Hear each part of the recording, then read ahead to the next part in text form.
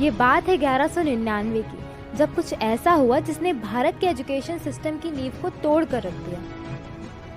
हाँ, मैं बात कर रही हूँ नालंदा विश्वविद्यालय की, जिसकी आग में जलकर 9 लाख किताबें 3 महीने तक जलती रहीं। इसके पीछे के कारण को जानकर आप ज़रूर हैरान हो जाएंगे कि किसने आग लगाई और क्या कारण रहा होगा जो हमारी संस्कृति, विज्ञान, इतिहास, आयुर्वेद जैसी 9 लाख किताबों को जला दिया। दरअसल ये बात है 1199 की, जब बख्तियार खिलजी ने उत्तर भारत के कुछ क्षेत्रों पर अपना कब्जा कर लिया था। उस दौरान बख्तियार खिलजी बहुत बीमार पड़ गया।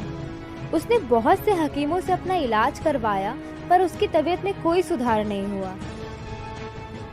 तब उसको किसी ने नालंदा विश्वविद्यालय के आयुर्वेद विभाग प्रमुख आचार्य राहुल श्रीभद्र जी से उपचार कराने की सलाह दी। सलाह मानकर बख्तियार खिलजी ने आचार्य से मिलने को तो तैयार हो गए, परंतु उपचार से पूर्व उन्होंने एक शर्त रखी कि वो हिंदुस्तानी दवाइयों का सेवन नहीं करेगा और अगर उनकी सेहत में सुधार नहीं आया तो वो आचार्य की हत्या करवा देंगे। राहुल श्रीभद्र जी ने शर्त स्वीकार ली और अगले ही दिन आचार्य ने खिलजी को कुरान दी और कहा, इसको पढ़ो और कुरान खत्म होने से पहले ही तुम्हारी सेहत में सुधार हो जाएगा और तुम पूर्ण रूप से स्वस्थ हो जाओगे।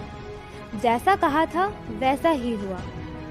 कुरान को पढ़ते पढ़ते खिलजी की सेहत में सुधार होने लगा और कुरान पूरी होने से पहले ही खिलजी पूर्ण रूप से स्वस्थ हो गए।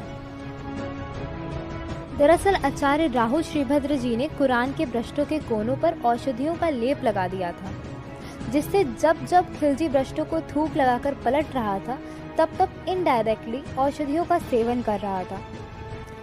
खिलजी को इस बात की खुशी नहीं थी कि वो ठीक हो गया, अपितु इस बात का दुख था कि भारतीय वैद्य का ज्ञान उसके हकीमों से श्रेष्ठ था।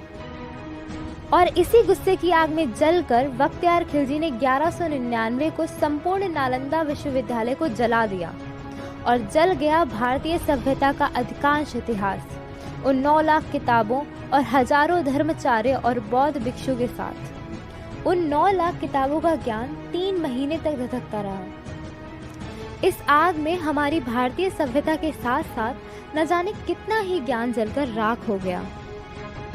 ये कोई मान्यता नहीं है जिसे झुटलाया जा सके कि खिलजी ने जलाया था नालंदा यूनिवर्सिटी को, अपितु ये आर्टिकल 1260 में पर्शियन मुस्लिम लेखक मिनहाजी शिराज ने अपनी पुस्तक तबाकते नसीरी में लिखा था कि नालंदा यूनिवर्सिटी को कैसे जलाया था खिलजी ने, और विस्तार से बताया है कि भारत को ही नहीं अपितु पूरे विश्व को कितना बड़ा नुकसान हुआ था। सबसे महत्वपूर्ण बात तो ये है कि प्राचीन काल में भारतवर्ष शिक्षा के क्षेत्र में सबसे आगे हुआ करता था।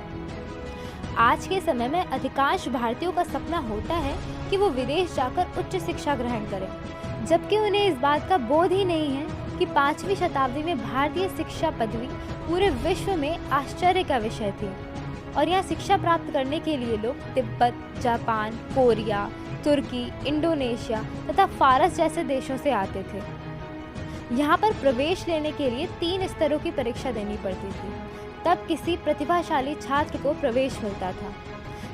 प्रसिद्ध चीनी यात्री हेंग सांग ने भी यहाँ आकर शिक्षा प्राप्त की थी और यहाँ के एक्सपीरियंस के बारे में उन्होंने अपनी पुस्तक CUK में विस्तार से वर्णन किया था।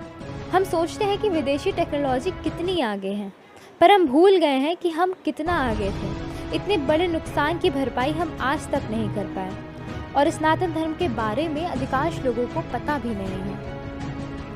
ऐसी ही और जानकारी के लिए please subscribe to my channel, do like, share and follow. मिलते हैं नेक्स्ट वीडियो में।